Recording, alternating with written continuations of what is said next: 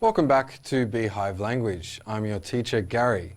Okay, so we're going to continue on with some more learning about IELTS Speaking Part 2. And in this class, we're going to look at two things, okay? We're looking at introducing your topic, and later in the class, we're going to look at concluding your topic, okay? So these are very important that you do them because they show the beginning and then they show a clear end. So you have to do that. So remember what I said to you before about it's like when you're writing, you have an introductory sentence at the beginning of your paragraph and then you have a concluding sentence at the end. So you need to show a similar use of structure when you're speaking. Okay, so first let's have a look at what we have on the board here. So introducing your topic. Alright, so introduce your topic so the examiner knows what or who you are talking about. Alright, so you need to say it from the very first sentence. Alright, so let's have a look at some examples here. So I'm going to talk about my holiday. Da da da da, okay? So this would be maybe describe a holiday you took in your country. So you say, I'm going to describe my holiday to, and then you would say the place, okay? Here, okay, the person I'm going to talk about is, right? And here we have, I'd like to describe my something, right? So before, we had an example, in the earlier class, we had some example topics like describe a teacher who influenced you. So for this topic, you might say something like, I'd like to describe my teacher from high school. His name was Mr. Chamberlain, okay? And he influenced me a lot. Then you would go into what you should say, okay? All right, so it's important to use phrases like this, okay? So I hope that you can write them down and try to use them. But of course, you can just change little bits. So I'm going to talk about and whatever would finish here, okay? The person I'm going to talk about, okay? I'd like to describe, okay? And you can just use them as a common way to introduce your topic. It's nothing too difficult here, but it's important to do it. You have to use these skills, okay? All right, so next we're going to have a look at closing your topic or concluding your topic.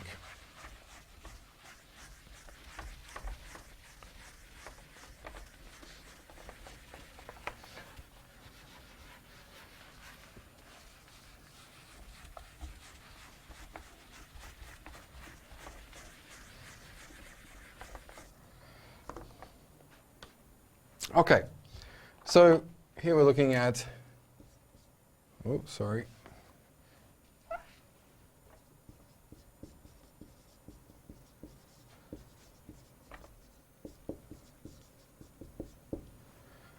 Okay, so here we're looking at concluding your topic, okay?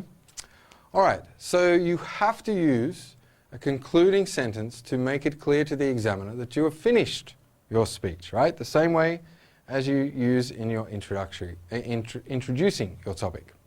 All right, now, little point of contention, okay?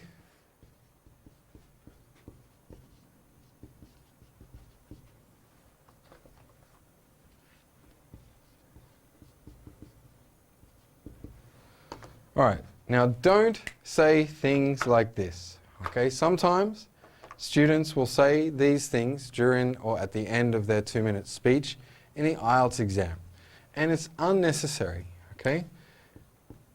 So a common one is, that's all. This is not a good option. You're telling the person that you finished. You shouldn't need to do that. It should be clear from the sentence that you have used. You don't need something like this.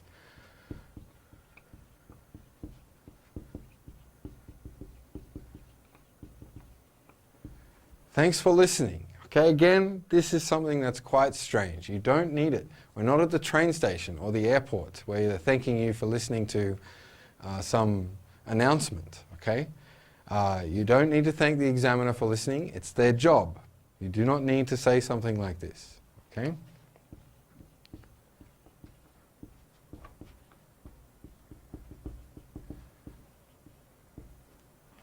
Okay, I'm finished. No. Again, it should be clear from your ending or from your last sentence that you are indeed finished.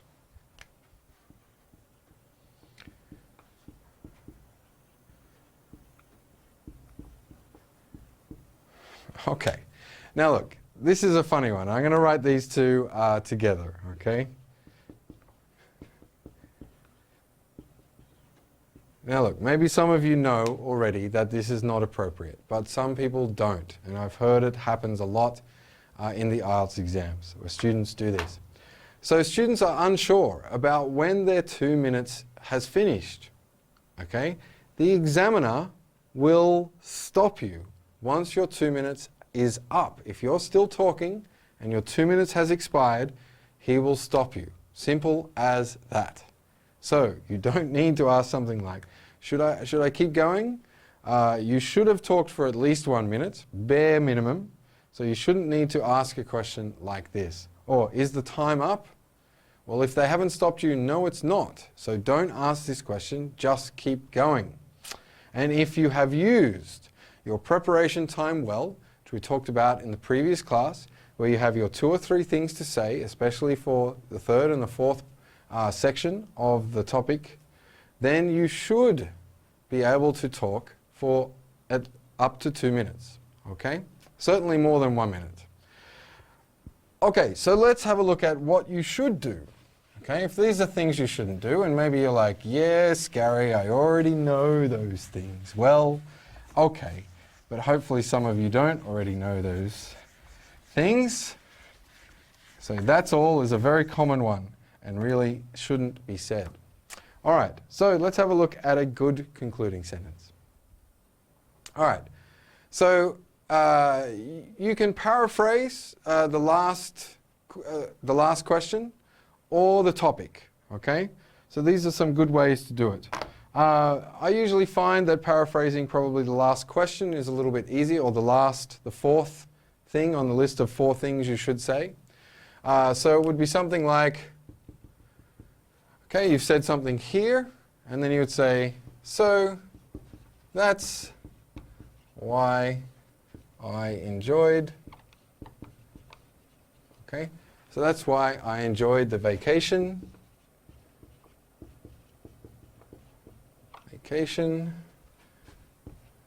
so much. All right? So look, this would be fine on its own, but you can add something at the end here. And I'll never forget it. Okay?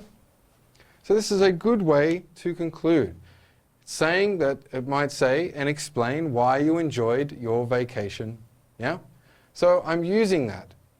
So that's why I enjoyed the vacation so much and I'll never forget it. Okay? It's a very simple way to conclude. All right. Now another way is that you can refer to what you've already said. Okay? So you can say from what I've said. All right, now this phrase on its own is a good one to remember, okay? From what I've said, and then you can change depending on what your topic is, okay? All right.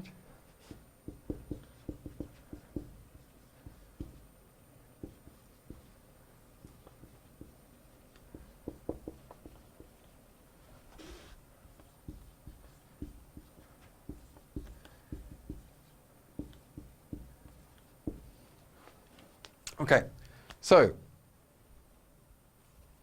we'll just add a little bit on. Admire him or her so much. Okay? All right, so from what I've said, this means you're referring to the things that you have already said earlier in your 2-minute speech. Okay? From what I've said, I think you can understand why I admire him or her so much. Okay, again, from what I've said, this tells me that you're going to finish, that this is the last thing you're going to say.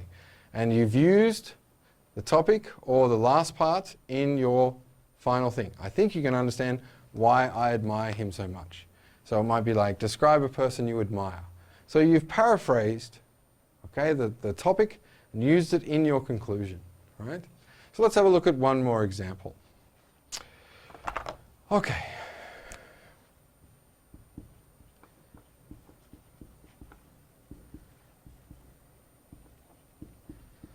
Okay, so let's just have a look at as you can tell. All right, this is another common phrase. It's very similar to from what I've said. Okay, as you can tell.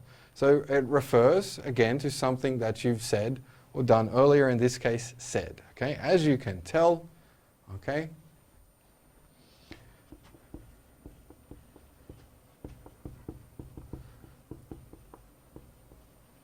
Okay, had a great influence on my life. All right. So here, obviously, the topic would be describe somebody who had a great influence on you.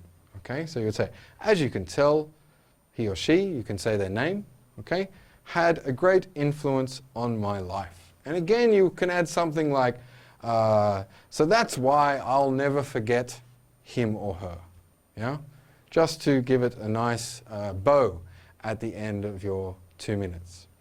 Okay, so I hope that these things are helpful for you to begin or introduce and conclude your 2-minute talk.